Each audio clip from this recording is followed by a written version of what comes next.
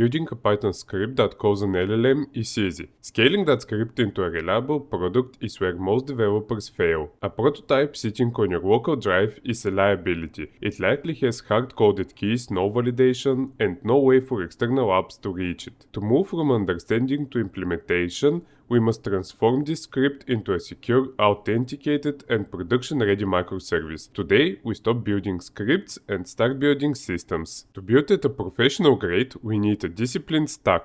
We aren't just writing code, we are orchestrating three critical layers. The OpenAI SDK provides our intelligence layer. FastAPI and Pydantic form our interface layer, ensuring every byte of data entering our system is validated and type-safe. Finally, Docker provides our infrastructure layer, isolating our environment so it runs exactly the same on your local machine as it does in the cloud. This is the blueprint for modern AI engineering. Let's trace the lifecycle of production request. It starts when a client sends a structured JSON payload to our endpoint. Our FastAPI gateway immediately validates this against our Pydantic schema. If the data is malformed, we reject it before it even costs us an LLM token. We then trigger an asynchronous call to the OpenAI API for inference. Once the response arrives, we transform the raw SDK output into a clean, timestamped object. This structured flow ensures your system remains predictable and resilient under load. Engineering is about encapsulation. We don't want our API logic tangled with our LLM calls. We implement a dedicated agent class to handle the configuration and state of our model. By using FastAPI's lifespan management, we instantiate this agent once when the server starts. This warm start prevents us from wasting resources and increasing latency on every request. This separation of concerns makes your code modular, testable, and ready for future upgrades like persistent memory. Before you write a single line of code, we must establish a controlled environment. Let's open our terminal and create a new directory called ByteBuilder agent.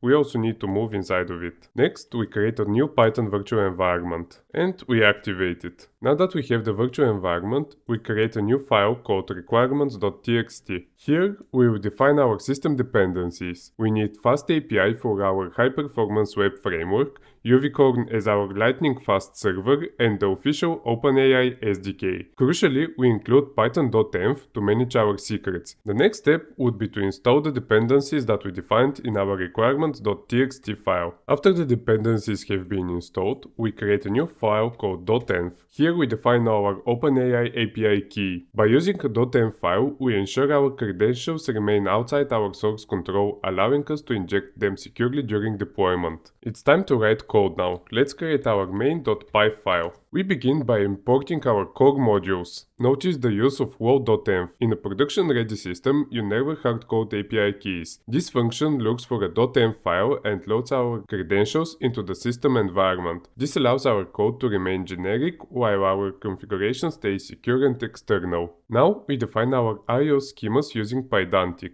We need a strict contract. Our agent request ensures that every incoming call provides a prompt and a user ID. Our agent response guarantees that our output is always structured, containing the AI's content and a timestamp. If a client sends bad data, FastAPI will automatically catch it and return an error before we ever waste a single cent on an LLM call. We encapsulate our AI logic inside a ByteBuilder agent class. This is our engine. Inside the init method, we initialize the OpenAI client once. In the run method, we define the system role. This is the hidden instruction that gives our agent its persona. By wrapping this logic in a class, we separate our brain from our body, the API layer, making our code modular and easy to upgrade. Now we wire the interface. We instantiate the FastAPI app and our agent. Our chat endpoint is a post route that takes our agent request and returns our agent response. We wrap the logic in a try except block. If the OpenAI API is down or the request fails, we raise an HTTP 500 exception. This ensures our API remains professional and communicative even when things go wrong.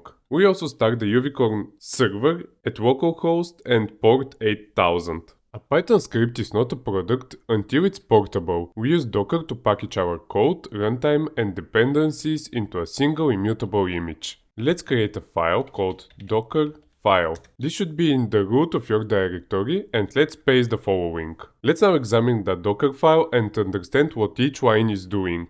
From Python 3.11 Slim, we start with a Slim base image. It contains the bare essentials to run Python, keeping our final image size small, typically under 200 megabytes instead of 1 gigabyte and above. Smaller images deploy faster. Next, the workdir/app creates and sets the home directory inside the container. All subsequent commands like copy and run happens here. Next, we define two environment variables. The Python don't write byte code avoids cluttering the container with PyC files, and Python buffered ensures that your logs, for example print or error messages, are sent straight to the terminal or cloud logger in real time, which is critical for debugging agents. The copy requirements txt copies the dependency list before the code. The no cache dir is a very important step. Docker caches each step. If you change your code but not your requirements, Docker skips the expensive pip install step and finishes the build in seconds. Next, running pip install installs your FastAPI, OpenAI and all other dependencies inside the container's isolated environment. The copy command copies your main.py and .env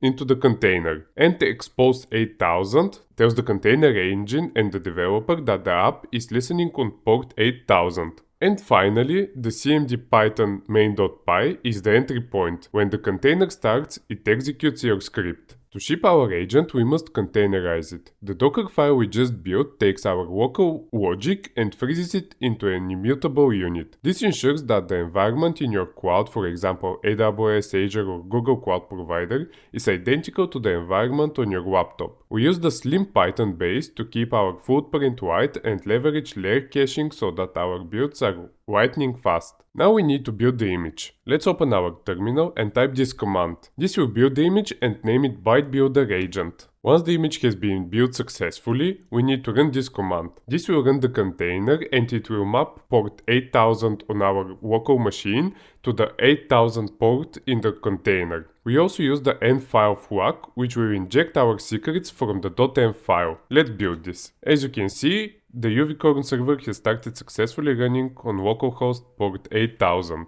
For testing this, let's move to the browser and navigate to localhost 8000/docs. This Swagger UI is our portal into the container. We will trigger a real post request to the chat endpoint. This forces the container to use its injected API key, contact OpenAI and stream the result back to us. If you see a structured response, your agent is officially production ready. Let's now use that. We expand the post endpoint and we click try it out. Here in the prompt we need to say something, for example hello, and the user ID will set just to A, and let's execute that. Brilliant! You can see the response body. We got hello, how can I assist you today? And you can also see the timestamp and the model that is being used. In every application, the final step is the container. By packaging our application into a Docker image, we eliminate the "it works on my machine" excuse. We ship our code, our dependencies, and our runtime as a single immutable unit. You can now deploy this to any cloud provider with confidence, injecting your API keys securely as environment variables and runtime.